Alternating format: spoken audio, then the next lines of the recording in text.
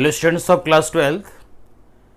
In last video lesson we were discussing sample paper issued by CBSE for term 1, in which I had explained section A, all MCQ type questions. You have to get 1 mark for each correct answer. There are 4 options. You have to select any one which is true and correct. So we had seen section A, question number 1 to 10. Today in this video lesson I am going to start section A, question number 11 onwards, right? Let us see now. जैसा आप देख रहे हैं question number 11 में क्या कह रहा है, इसको आप देखते चलिए ध्यान से. क्वेश्चन 11 में कह रहा है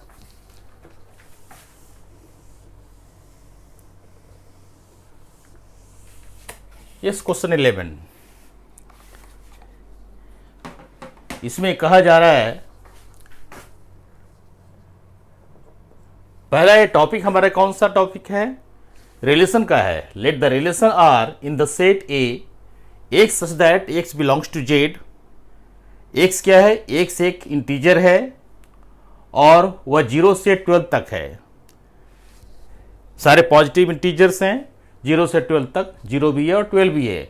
given by R is equal to, R हमारा क्या है, एक रिलेशन है, यानी इसी में से एक रिलेशन बनाया गया है.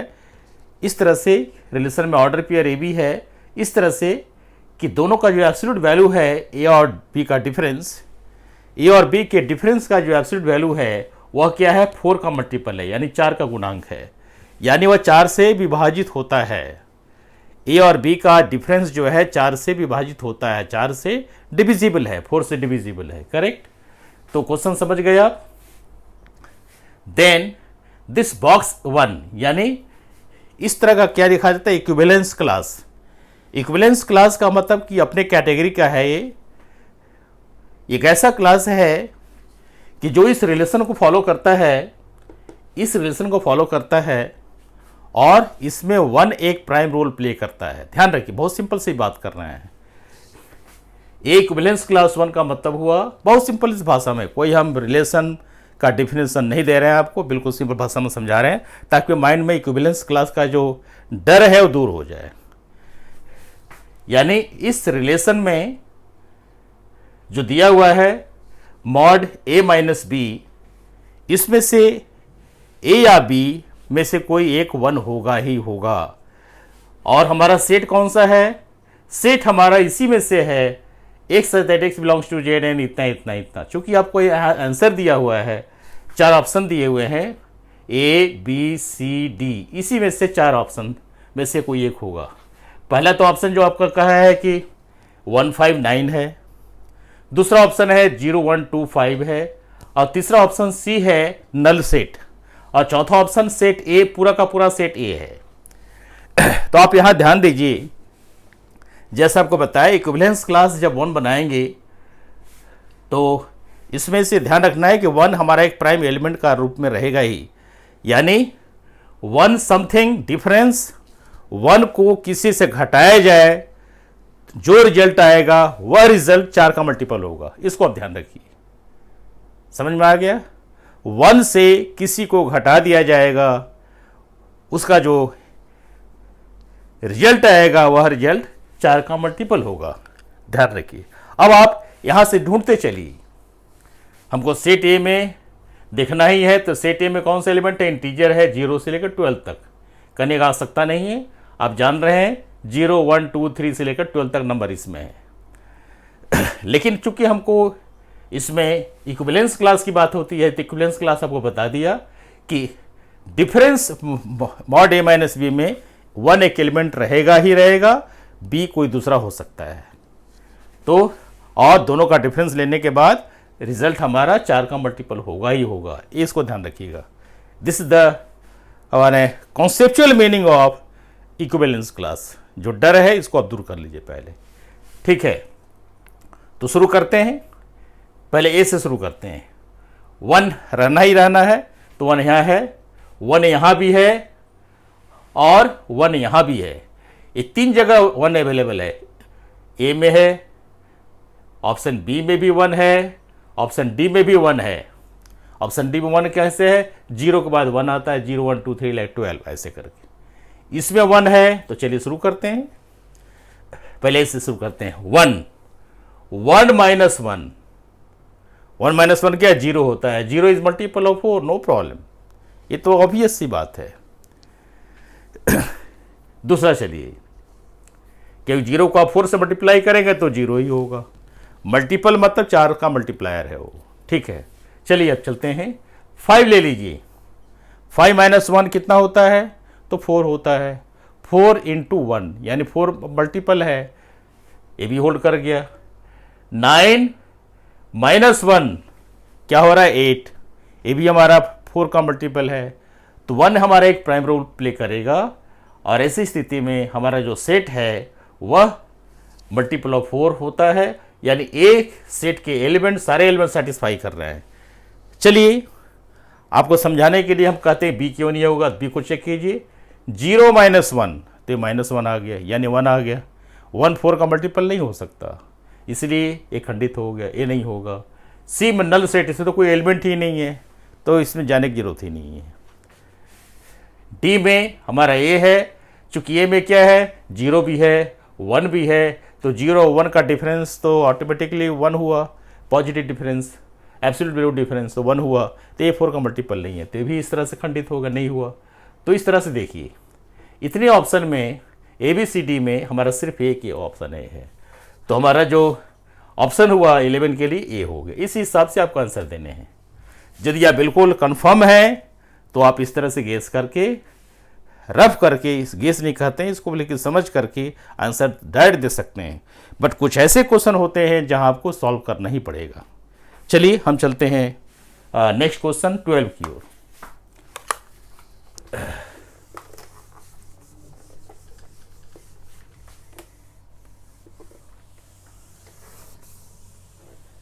चलिए हम क्वेश्चन नंबर 12 की ओर चलते हैं।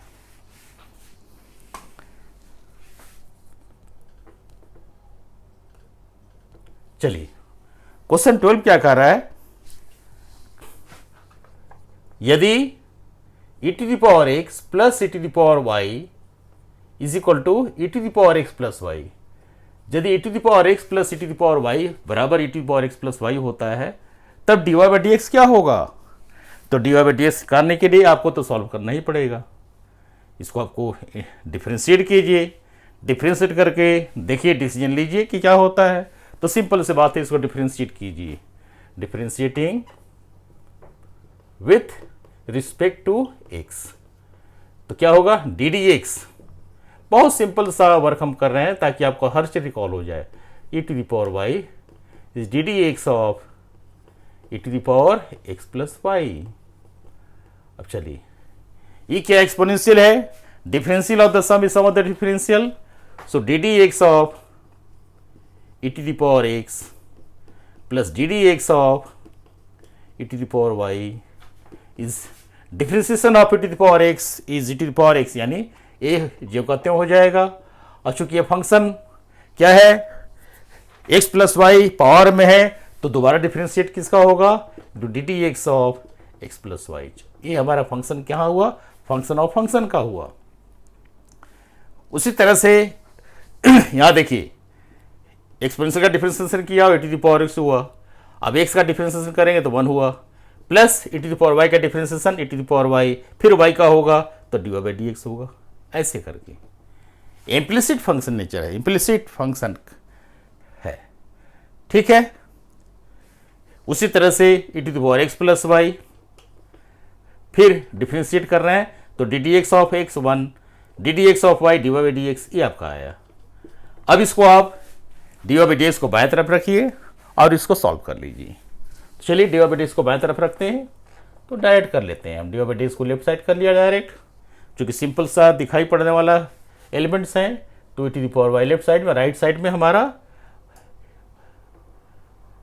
Plus e to the power x plus y into d Y by D x, बाएं साइड ला रहे हैं तो minus e to the power x plus y होगा, करेक्ट।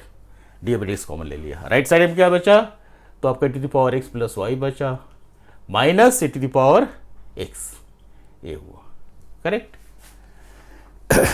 देख लिए। चलिए अब आप D Y by D x निकालने जा रहे हैं, तो d Y by D x निकाल लीजिए। D Y by D x आपका हुआ e to the power x plus y minus E to the power x whole divided by e to the power Y minus E to the power x plus Y. अब आप चूंकि आपको option यहाँ इस form में दिया हुआ है, तो इस फॉर्म में आपको लाना ही लाना है। कैसे लेकर आएंगे, तो इसको आप देखिए। E to the power x plus y कितना के बराबर है, ये गिवन फैक्ट है। E to the power x plus y है e to the power x plus e to the power y, तो जहां जाए है उसको चेंज कर दीजिए। तो e to the power x plus e to the power Y minus E to the power x divided by e to the power Y minus E to the power x minus E to the power y. Correct. चूंकि हम जानते हैं e to the power x plus y कितना है, अब e to the power x cancel कर दीजिए, e to the power y cancel कर दीजिए, क्या बचा हमारा e to the power y divided by minus, यानी minus E to the power Y minus x कर सकते हैं आप, कि नीचे ई टू द पावर एक्स है, ऊपर जाएगा E to the power minus हो जाएगा, तो minus E to the power Y minus X. ढूंढिए कहाँ है, ए आपका ए में नहीं है, तो ये आपका गलत हुआ। बी भी नहीं है, सी में है minus E to the power Y minus X, तो आपको ऑप्शन सी क्या हो गया, सी हो गया। C is the correct option for this question. ठीक है, सिंपल सा डिफरेंशिएशन है, फिर एडजस्टमेंट है, और यहां पर सब्स्टिट्यूशन है फॉर सिंप्लीफिकेशन। चलिए नेक्स्ट क्वेश्चन की ओर चलते हैं। Question number 13।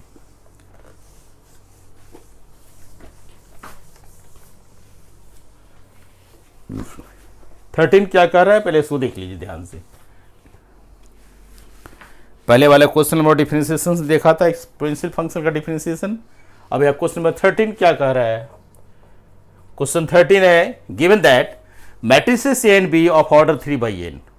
एक मैट्रिक्स है A, order of matrix A is 3/n। Correct.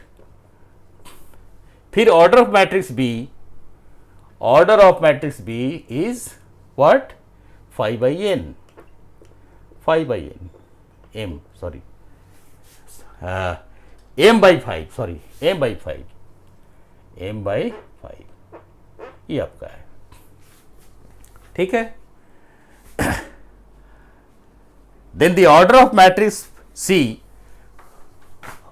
Order of matrix C क्या है, 5a प्लस 5b, इसमें से क्या होगा। ये बहुत सिंपल सा क्वेश्चन है कि two matrices can be added if they are of the same order. यदि दोनों ही सेम ऑर्डर के मैट्रिक्स हैं तब हमारा क्या हो जाएगा, यदि दोनों ही सेम ऑर्डर का मैट्रिक्स है तो हमारा क्या होगा, एडिशन संभव होगा। ठीक है, एडिशन संभव होगा। तो सेम ऑर्डर बनाने के लिए आप चलिए ढूंढिए कि इसमें कौन सा ऑप्शन सही है। डायरेक्ट चल सकते हैं सेम ऑर्डर होने के लिए, यानी ए का ऑर्डर 3/n है तो बी का भी ऑर्डर 3/n होगा, तब जाकर होगा एडिशन।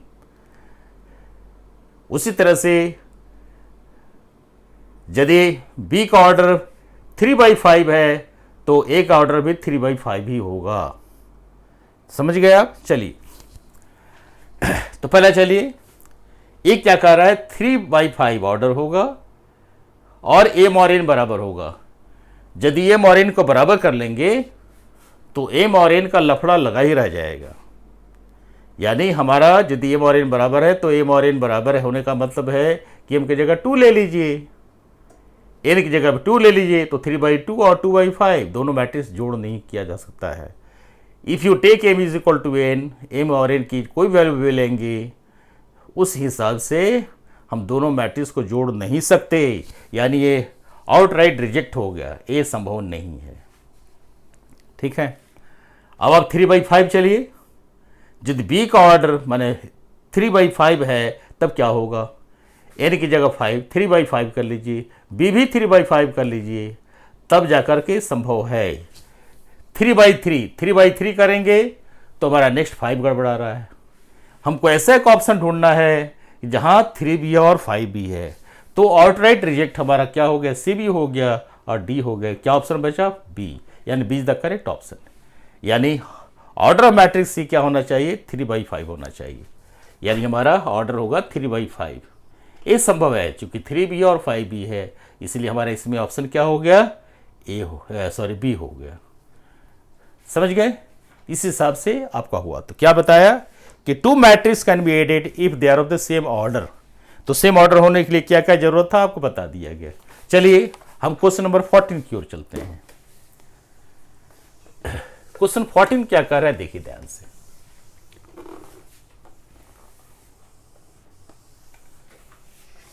क्वेश्चन 14 कह रहा है कि यदि y 5 cos x minus 3 sin x है, y यदि लिख लीजिए 14, if y is equal to 5 cos x minus 3 sin x, then d2y by dx square is equal to what, माने क्या है, ए है, बी है, सी है, डी है, क्या होगा, यानी हमको d2y बाई dx स्क्वायर निकालने हैं। चलिए निकाल लेते हैं इसको हम, यानी सेकेंड डेरिवेटिव का क्वेश्चन है, डेरिवेटिव चैप्टर का है, सेकेंड डेरिवेटिव। चलिए तो इसको फर्स्ट डेरिवेटिव निकालिए, dy बाई dx डायरेक्ट कर लीजिए, dy by dx differentiation of y with respect to x। तो 5 का 5 cos x का माइनस साइन x, तो minus sine x, minus 5 sine x हो गया, फिर माइनस 3 साइन x का cos x, ये हो गया। फर्स्ट डेरिवेटिव में minus 5 sine x minus 3 cos x, correct. चलिए अब आप सेकेंड डेरिवेटिव भी निकाल लीजिए। तो सेकेंड डेरिवेटिव यानी दोबारा डिफरेंशिएट करना है, आपको ओपन करके दिखा रहे हैं क्योंकि हमारा उद्देश्य डिवीजन भी कराना है। Is equal to D D x of minus 5 sine X minus 3 cos x, ये आपका सेकेंड डेरिवेटिव होगा, क्या होगा, d2y by D X square is equal to D D x of minus 5 sine X. 5 constant है तो sine X का cos x यानी minus 5 cos x, फिर माइनस 3 cos x से क्या होगा, माइनस साइन एक्स, तो minus minus plus, this is sine X, correct. Minus 5 cos x plus 3 sine X. अब आप देखिए कि क्या है, y में 5 cos x minus 3 sine x है, यदि माइनस से मल्टीप्लाई कर दिया जाए तो minus 5 cos x minus plus 3 sine X, तो हो जाएगा, कितना हो जाएगा, minus 5 cos x minus 3 sine X, minus common लेते ही ये क्या हो गया, माइनस y। अब ऑप्शन ढूंढिए क्या है सेकंड डेरिवेटिव का, माइनस y कहाँ है, तो ए में ही है, तो आपका ए जो है करेक्ट ऑप्शन हो गया, राइट। तो सिंपल सा डिफरेंशिएशन है और सिलेक्शन ऑफ आंसर है। चलिए हम चलते हैं अब क्वेश्चन नंबर 15 की ओर।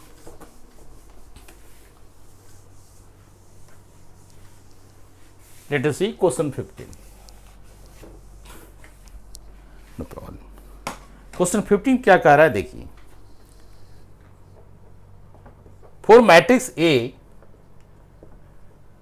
2 5 minus 11 7, for matrix A 2 5 minus 11 7, adjoint A transpose, adjoint A का ट्रांसपोज लेकर के देखना है कि क्या होगा, ये होगा कि ये होगा कि ये होगा कि क्या होगा। तो पहले आपको एडजॉइंट निकालने हैं, तो एडजॉइंट निकाल लीजिए पहले आप। हम आपको फिर एक ओपन करके बता रहे, एक एक करके बता रहे हैं। एडजॉइंट निकालने की क्या जरूरत है, सबका को फैक्टर निकालिए। तो C11 cofactor of this is the element -1 to the power 1 plus 1, first row में नहीं है, फर्स्ट कॉलम में नहीं है, तो क्या है यहाँ पर सेकेंड 7, ऐसे। C12 first row second column वाला क्या हो गया, -1 to the power 1 plus 2 into जो 5 सेकेंड फर्स्ट रो में नहीं लेना है, सेकेंड कॉलम नहीं लेने हैं, तो क्या बच गया -11, राइट। तो -1 to the power 3 minus plus 11, ये हो गया 7 प्लस 7, करेक्ट। फिर आपका cofactor of element lies in the second row and first column, -1 to the power 2 plus 1 into, इसको हटा दीजिए सेकेंड रो को और फर्स्ट कॉलम को हटा दीजिए, क्या बचा 5 यानी -5। फिर C22 इसका भी ले लीजिए, तो इस रो को हटा दीजिए, इस कॉलम को हटा दीजिए, क्या बचा 2, तो -1 प्लस 2 इंटू 2 यानी 2 प्लस 2। ऐसे स्टूडेंट जिनको को फैक्टर में दिक्कत होती है उनके लिए एक एक करके ओपन करके दिखा दिया किस तरह से को फैक्टर निकालता है, क्योंकि ये रिवीजन टॉपिक है, बार बार इसको हम रिकॉल करवाते चल रहे हैं आपके साथ। तो एक को फैक्टर मैट्रिक्स मान लीजिए कि सी है, क्या बन गया, जहाँ जहाँ को फैक्टर, फर्स्ट का को फैक्टर 7, सेकेंड का को फैक्टर 11, थर्ड का को फैक्टर सेकेंड रो का ये -5 और ये हमारा 2 हुआ, एक को फैक्टर है। अब को फैक्टर मैट्रिक्स का ट्रांसपोज लेंगे वही एडजॉइंट होता है, तो देयरफॉर एडजॉइंट ए इज को फैक्टर ट्रांसपोज होते को फैक्टर मैट्रिक्स, करेक्ट। तो फर्स्ट रो फर्स्ट कॉलम हो जाएगा, यानी 7, 11 और -5, 2, ये हमारा हो गया। अब देखिए जैसा आपको बताए थे अपने वीडियो में बताया है, जो पहले बताया है चैप्टर वीडियोस, इसमें समझाया गया है कि जब ही सेकेंड ऑर्डर का मैट्रिक्स है तुरंत आप एडजॉइंट निकाल सकते हैं। कैसे निकालेंगे? तो जो फर्स्ट एलिमेंट है, जैसे कि ये प्रिंसिपल डायगोनल है, प्रिंसिपल डायगोनल के एलिमेंट को चेंज कर दीजिए, यानी यहाँ का एलिमेंट यहाँ आ जाएगा, ये दोनों इंटरचेंज हो जाएंगे, इंटरचेंज ऑफ दिस एलिमेंट, और यहाँ पर साइन चेंज होगा, बस साइन चेंज। तो ये प्लस था तो -5 हो गया, -11 था तो +11 हो गया, ये हो गया साइन चेंज, ये हो गया साइड चेंज, ठीक है। ये आपका एडजॉइंट आ गया। अब आपको क्या करना है, इसका ट्रांसपोज लेना है, तो एडजॉइंट ए का ट्रांसपोज ले लीजिए, कितना बनेगा, first row first column 7 -5 and 11 2, ये आया, फर्स्ट रो फर्स्ट कॉलम हो गया, और आपका एडजॉइंट ए ट्रांसपोज क्या हो, कोफैक्टर मैट्रिक्स ही होगा। अब ढूंढिए कहाँ पर है, 7 11 -5 2, ये सी दिखाई पड़ रहा है, तो C is the correct option for this question, correct. ये आपका 15 हो गया। अब 16 में देखिए क्या कह रहा है, क्वेश्चन 16 को देखिए,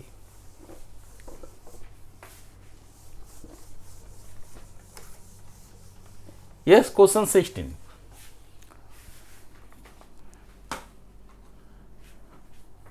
क्वेश्चन 16 कह रहा है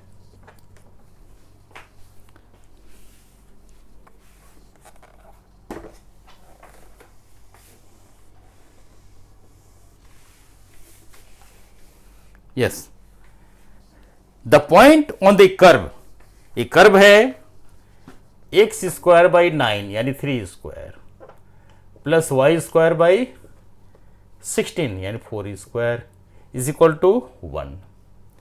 the point on the curve at which tangent are parallel to y axis.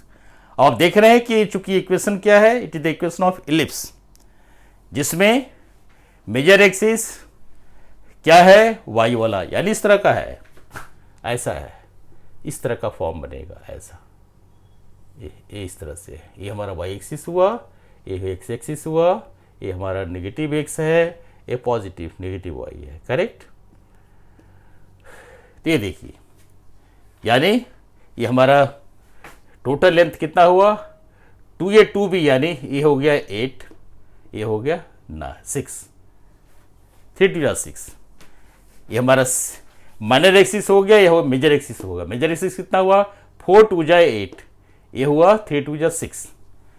चलिए क्या कह रहा है, the point on the curve at which the tangent are parallel to y axis, tangent क्या y एक्सिस से पैरेलल है, तो automatically जब टेंजेंट y एक्सिस से पैरेलल होगा तो ऑटोमेटिकली जहाँ पर ये इंटरसेक्ट कर रहा है, टच कर रहा है, वहाँ पर आपको एक टेंजेंट ड्रॉ करने पड़ेंगे। तो इस पॉइंट को निकालना है जहाँ टेंजेंट y एक्सिस के पैरेलल होगा। टेंजेंट आप जानते हैं कि टेंजेंट हमेशा वह लाइन होता है जो कर्व को एक और केवल एक पॉइंट पर टच करता है, ठीक है, इंटरसेक्ट नहीं करता है। At which the tangent are parallel to y axis are, इसमें से कौन सा होगा, अब टेंजेंट y एक्सिस से पहले इधर भी होगा और इधर भी होगा, तो ऑटोमेटिकली आप देख रहे हैं कि ये हमारा क्या है, बिना आपको कैलकुलेट किए हुए टेंजेंट निकाले हुए हम बता सकते हैं कि क्या है। चूंकि ये सेंट्रल पॉइंट हमारा क्या है, ये ओरिजिन है, ये टोटल लेंथ कितना है 6 यूनिट है। 6 यानी क्या कहने का मतलब है कि ये +30 एक्स एक्सिस का, इधर क्या हुआ -30 ये हुआ, इधर क्या हुआ 0 4 0 -4। डायरेक्ट आप कर सकते हैं कि जो tangent parallel to Y axis होगा वह माइनर एक्सिस के एक्सट्रीम पॉइंट से ही पास करेगा।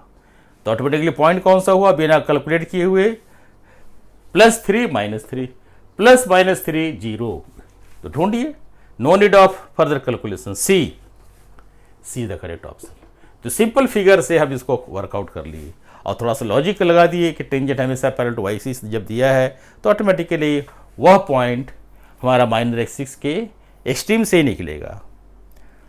ठीक है, तो सी ऑप्शन सही हो गया। चलिए हम क्वेश्चन नंबर 17 की ओर चलते हैं।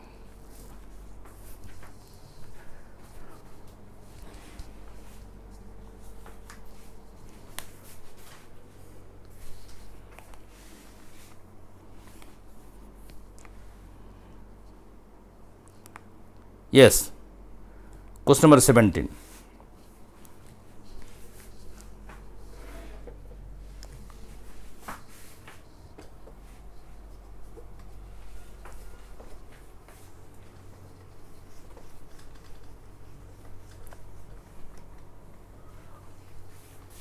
क्वेश्चन 17 क्या कह रहा है, पहले इसको देखिए ध्यान से।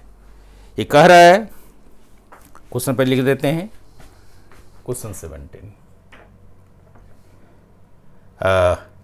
Given A is equal to Aij is a square matrix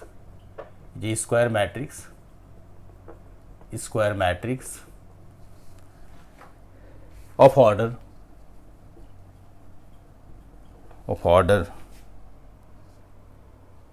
3 by 3 and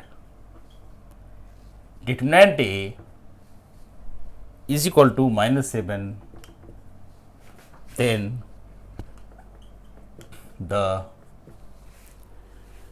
the value of sigma summation I is equal to 1 to 3 AI2 into AI2 where Aij denotes the cofactor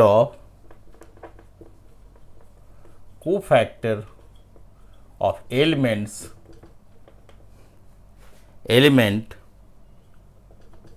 of Aij, right? Is option A 7, option B -7, option C 0 and option D 49। चलिए question number 18 लिख लेते हैं, फिर एक साथ discuss करेंगे। Question 18 क्या कह रहा है, if y is equal to log cos e to the power x, then dy by dx is a cos e to the power x minus 1, b e to the power minus x cos e to the power x,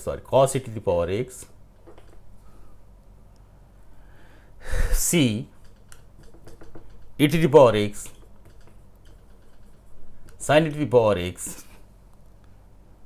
d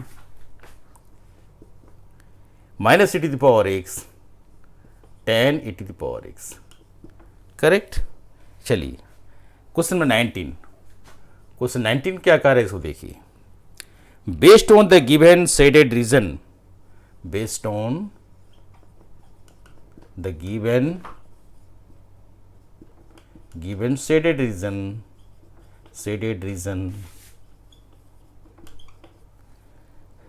as the feasible region, as the feasible region in the graph,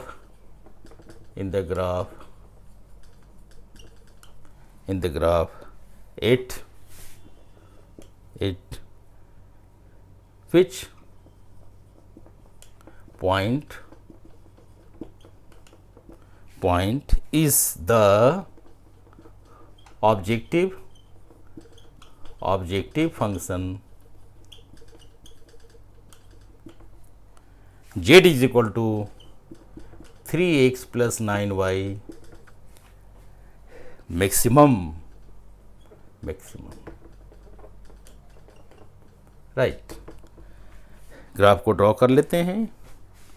इस तरह से graph है, ये हमारा x axis है, ये Y axis है, एक आपका लाइन ओरिजिन से गया है, दूसरा लाइन एक यहाँ से गया है, तीसरा हमारा एक यहाँ से गया है, यस, यहाँ से जा कर के इंटरसेक्ट करते हुए गुजर गया है, करेक्ट। तो क्या ऑप्शन होगा देखिए, पहले जैसे जैसे दिया उसको लिख लिया जाए तब आपको समझा सकते हैं। ये एक्स डैश है, ये ओरिजिन है, ये आपका शेडेड रीजन है, इसके पॉइंट्स दिए हुए हैं, A, this is A, this is B, this is C and this is D. A में क्या कह रहा है, ए में है 0 10, बी में क्या है 5 5, सी क्या है 15 15, डी क्या है 0 20। और लाइन का equation x equal to y, दूसरा equation x plus y is equal to 10, x plus y is equal to 10। Next equation है x plus 3y is equal to 60, x plus 3y is equal to 60। और yes, x plus y is equal to 10, x is equal to y and x plus 3y is equal to 60, yes. तो इसमें option दिया है ए में point B में दिया है point सी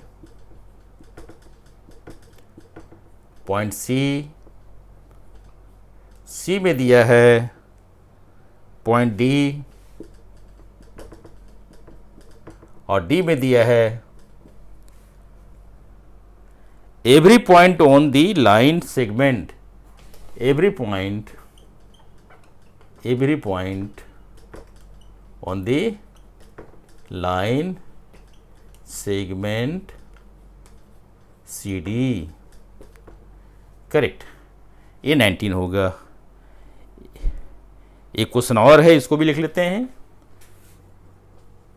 target हमारा 10-10 क्वेश्चन का है। The least value of function, the least value of the function F x is equal to 2 cos x plus x is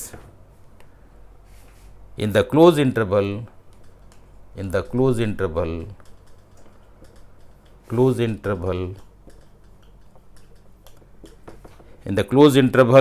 0 pi by 2, yes,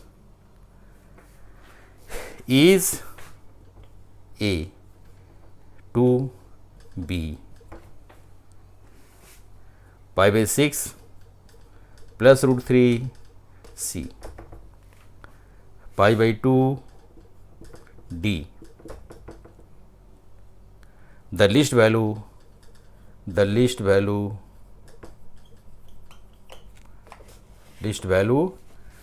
does not exist,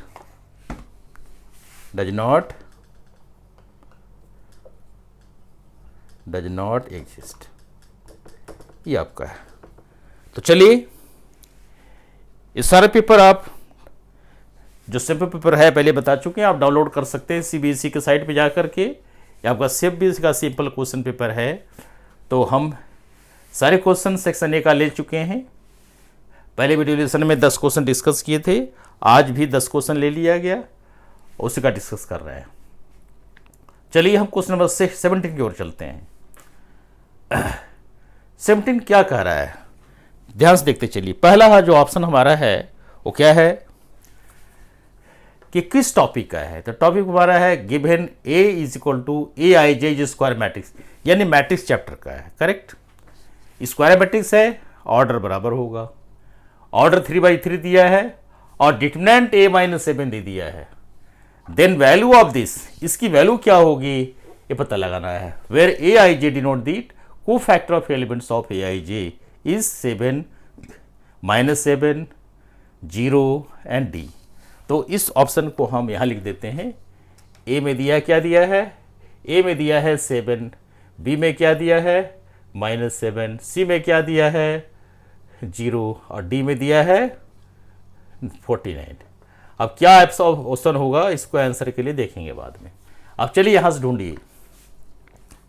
तो कैसे बढ़ेंगे हम, एक मैट्रिक्स तैयार करना है जो थर्ड ऑर्डर का है। आपको पूरा हम वर्किंग करके दिखा रहे हैं।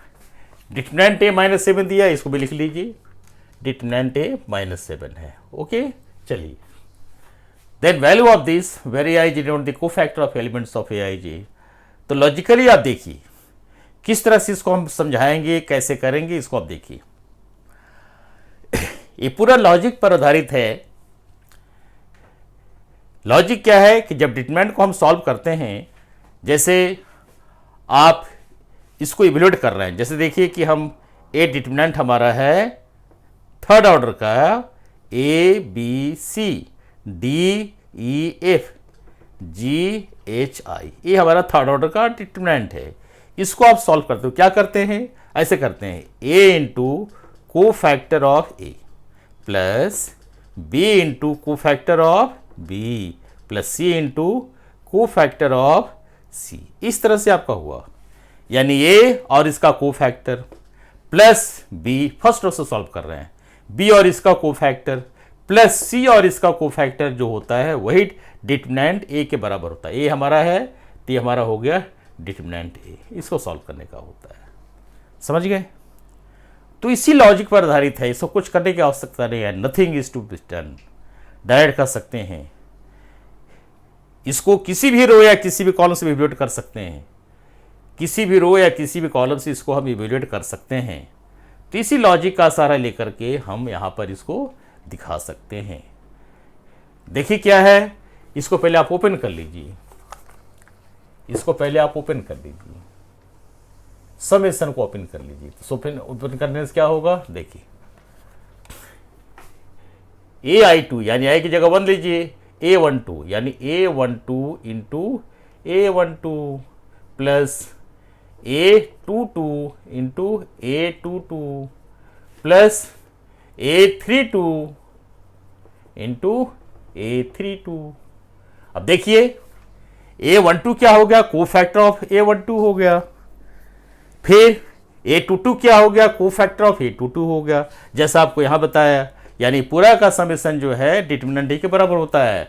सो this is coming as determinant A, और डिटरमिनेंट ए कितना दिया, -7 दे दिया है। Correct, determinant A is given as -7। देखिए क्या ऑप्शन हो गया, डायरेक्ट बी ऑप्शन होगा।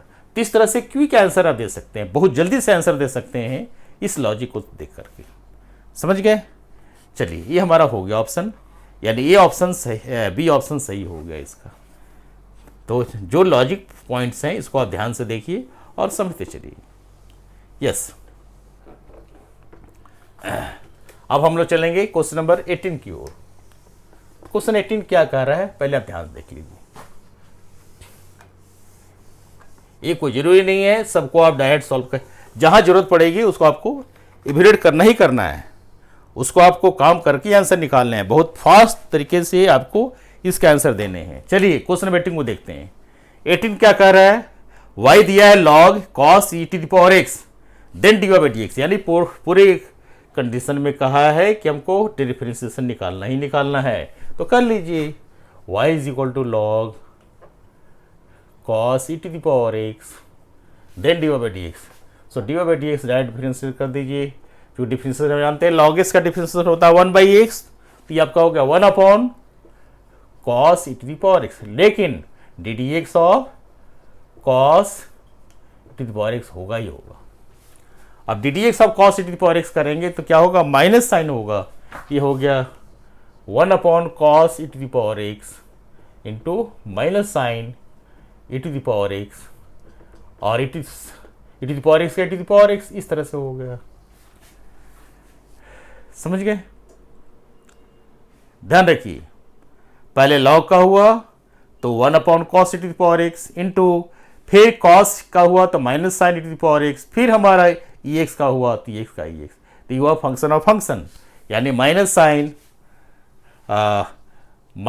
ई to the power x upon cos e to the power x क्या हो गया, -10 e to the power x, ये कर लिया, into e to the power x कर लीजिए, तो minus E to the power x into 10 e to the power x. अब देखिए इसमें कौन सा ऑप्शन है, D option is the correct option, D is the correct option, ये डी आपका सही आ गया। तो इस तरह से आपको इसके आंसर देने हैं। चलिए हम 19 की ओर चलते हैं।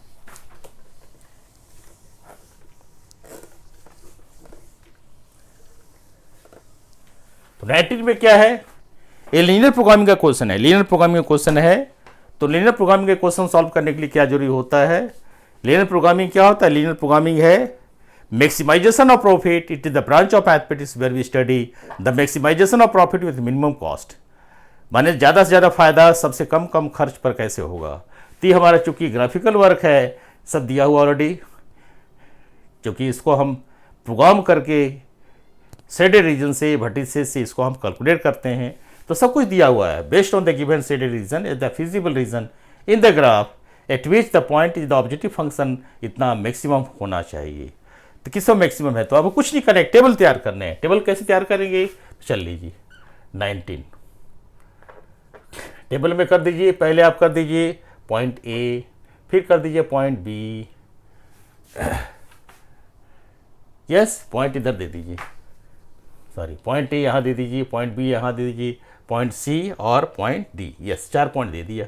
अब यहाँ कर दीजिए एक्स, यहाँ कर दीजिए वाई, यहाँ कर दीजिए Z is equal to 3x + 9y, ये आपका ऑब्जेक्टिव फंक्शन होगा। चलिए, चूंकि प्रत्येक पॉइंट्स का एक x होगा एक y होगा, इसीलिए इस टेबल को हम तैयार कर लिए। यहीं से डिसीजन लेते हैं, जो सबसे बड़ा वैल्यू होगा उसी को हमको मैक्सिमाइज करना होगा। तो चलिए पहले पॉइंट ए को चलेंगे। पॉइंट ए का हमारा क्या है, पॉइंट्स देख लीजिए। पॉइंट ए में कोऑर्डिनेट है 0 10, x 0 y 10, बी में क्या है 5 5, x 5 y 5, सी में क्या है 15 15 15 15, डी में क्या है 0 20। फिर आप जेड को करते चलिए, जेड में क्या होगा, तो इसका जेड हो जाएगा 3x + 9y, 30 + 90, 10 × 9 90। फिर Z is equal to 3x + 9y, 5 3 15 and 15 + 9 45, यानी 45 5 50 10 60 कर लीजिए। फिर बाद में कैलकुलेशन कर लेंगे, देख लेंगे बार फिर से। फिर जेड इसका क्या होगा 15, यानी 15 × 45 + 15 15 9 5 9 45 4 9 4 135, ठीक है। फिर आप चलिए इसको जेड इज इक्वल टू 0 + 20, 0 + 20 × 9 180 कीजिए इसको 90, ठीक है। 45 25 60, ये हो गया 5 5 2 1 4 4 8, ये हो गया 180, ये क्या है भी 180 है। तो चलिए यहाँ से देख लीजिए, कैलकुलेशन फास्ट कर दिया। इसको आपको भी करना है, जितना तेज़ी से करेंगे उतना जल्दी आपका आंसर आएगा, और सही ढंग से रिवीजन भी करना है ताकि कोई गलती की गुंजाइश न रहे, इसको आपको ध्यान रखना है। चूँकि मैक्सिमाइजेशन देखना है, मैक्सिमाइजेशन कहाँ आ रहा है, सबसे जो बड़ा वैल्यू है वो 180 है, ए मैक्स है, ए भी मैक्स है। तो मैक्सिमाइजेशन कहाँ आ रहा है, सी और डी पर आ रहा है। तो ऑप्शन चलिए ए नहीं होगा, बी भी नहीं होगा, सी भी नहीं होगा, डी कह रहा है every point of the line segment C D, यानी सी और डी के लाइन सेगमेंट पर जो भी पॉइंट हम लेंगे वह मैक्सिमम ही होगा। ये अपर लाइन भी है, ये अपर लाइन है। सी और डी पर कोई भी पॉइंट लेंगे उस पॉइंट पर ऑब्जेक्टिव फंक्शन हमेशा मैक्सिमम ही होगा। इसलिए करेक्ट ऑप्शन क्या हुआ? D. D is the correct option. इस तरह से आपको आंसर देने हैं। चलिए हम क्वेश्चन नंबर 20 की ओर चल के आप देखिए क्या हो रहा है।